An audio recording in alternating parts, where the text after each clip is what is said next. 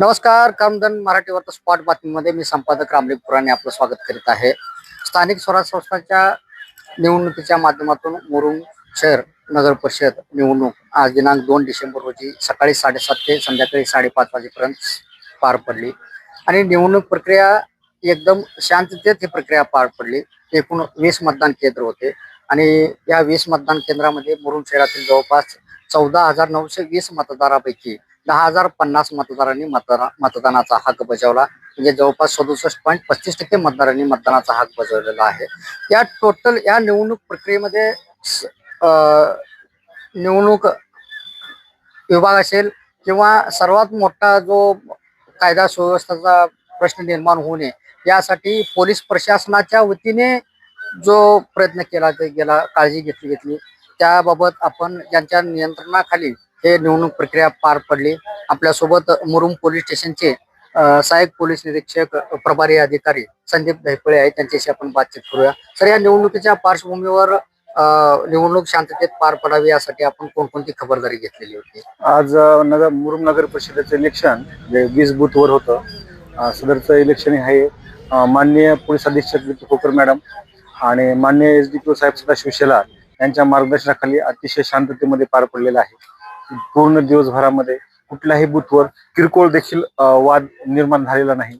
याच्यासाठी माननीय पोलीस अधीक्षक मॅडम यांनी जवळपास 8 अधिकारी, 64 कर्मचारी, 57 होमगार्ड आणि एक SRPचं सेक्शन असा मुबलक पोलीस बंदोबस्त उपलब्ध करून दिला असल्या कारणाने अतिशय शांततेमध्ये इलेक्शन पार पडलेलं आहे. तर तुम्ही पाहू शकता की ही जी निवडणूक होती, या निवडणुकीला म्हणजे मुरुम शहराच्या निवडणुकीला संपूर्ण राज्याचं लक्ष लागलेलं होतं आणि 20 मतदान केंद्र म्हणजे 10 प्रभागाची 20 मतदान केंद्र आणि एक नगराध्यक्ष पदाची जागा, या जागेसाठी आज निवडणूक मतदान प्रक्रिया पार पडली आणि या मतदान प्रक्रियेमध्ये जवळपास 64 कर्मचारी, 57 होमगार्ड आणि DYSP साहेब यांचे मार्गदर्शन त्याखाली हे जो दिवसभराचा जो मतदान सकाळी 7:30 ते 5:30 पर्यंतचा जो मतदान प्रक्रिया पार पडली, हे पोलीस प्रशासनाच्या वतीने कायदा सुव्यवस्था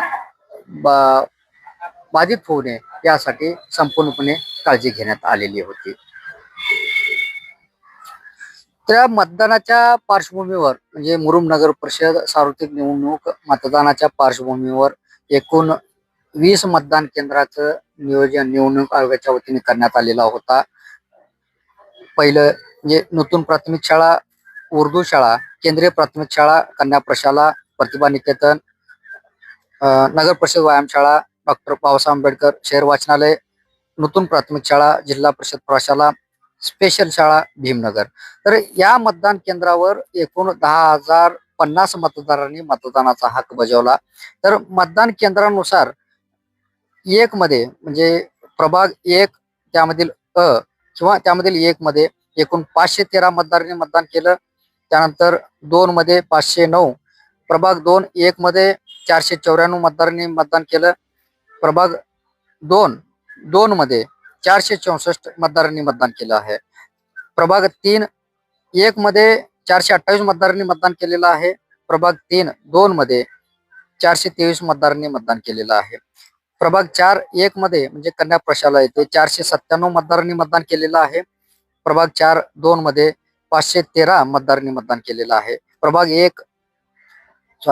5 मध्ये 575 मतदारांनी मतदानाचा हक्क बजावला. 2 मध्ये 548, तर 6 मध्ये 1 मध्ये 510, 2 मध्ये 505, 7 मध्ये 471, 7 मध्ये 489, 8 मध्ये 508, 8 मध्ये 492, 9 मध्ये 526, 9 मध्ये 552, 10 मध्ये 265, 10 मध्ये 233 असे एकूण 10,050 मतदारांनी म्हणजे ज्याची सरासरी 67.35% मतदारांनी मतदान केलेलं आहे आणि मतदान प्रक्रिया सुरळीतपणे पार पडलेली आहे. परंतु या निवडणूक प्रक्रियेमध्ये एक निवडणूक विभागाकडून दिव्यांग व्यक्ती असतील किंवा ज्येष्ठ व्यक्ती असतील किंवा ज्यांना घरातून मतदान करण्यासाठी येता येणार नाही अशा व्यक्तीसाठी कोणतीही सुविधा करण्यात आलेली नव्हती व त्याचबरोबर काही ठिकाणी पोलीस कर्मचाऱ्यांना जो जेवणाची व्यवस्था असते ती जेवणाची व्यवस्था फक्त बूथच्या आतमध्ये जे पोलीस कर्मचारी आहेत त्यांच्यासाठी जेवणाची व्यवस्था करण्यात आलेली होती. परंतु जे बूथच्या बाहेर पोलीस कर्मचारी सुरक्षेचं काम करत होते त्या कर्मचाऱ्यांना मात्र जेवणाची व्यवस्था निवडणूक विभागाकडून करण्यात आलेली नाही. त्याचबरोबर मुरुम शहरामध्ये आज एक विवाह सोहळा संपन्न झाला आणि त्या विवाह सोहळ्याच्या नवरदेवानेही मतदानाचा हक्क बजावला. त्याचबरोबर मुरुम नगर परिषदेचे नगराध्यक्ष पदाचे उमेदवार जिल्हा बँकेचे चेअरमॅन बापूराव पाटील यांनी आपला मतदानाचा हक्क बजावला. लोकसभा व विधानसभा मतदानाच्या धर्तीवर दिव्यांग व ज्येष्ठांसाठी घरोघरी जाऊन मतदान घेण्यात आले. परंतु यावेळेस ती प्रक्रिया राबवली नाही. त्यामुळे दिव्यांग आणि ज्येष्ठांची समस्या झाली. त्याचबरोबर पोलीस प्रशासन निवडणूक प्रक्रिया पार पडत असताना आपले कर्तव्य बजावत होते. परंतु बूथच्या आतमध्ये जे कर्मचारी होते त्यांना जेवणाची व्यवस्था करण्यात आली आणि बूथच्या बाहेरचे पोलीस कर्मचारी सेवा बजावत होते त्यांना मात्र उपाशी पोटी राहून कर्तव्य बजावं लागलं. यात नेमकं कारण काय?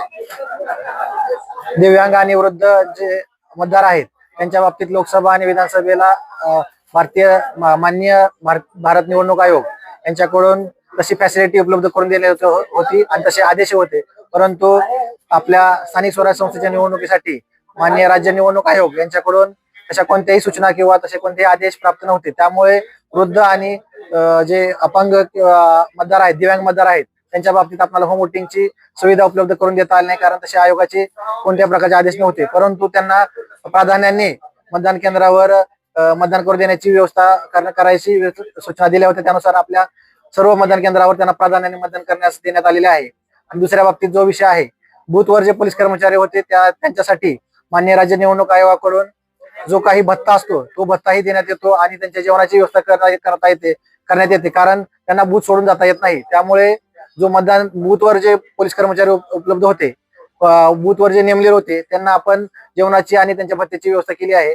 परंतु बूथ बाहेर जे ड्युटीसाठी होते त्या बाबतीत माननीय राज्य निवडणूक आयोगाचे कोणतेही आदेश नव्हते. त्यामुळे त्या बाबतीत जेवणाची किंवा भत्त्याची व्यवस्था करण्यात आलेली नाही.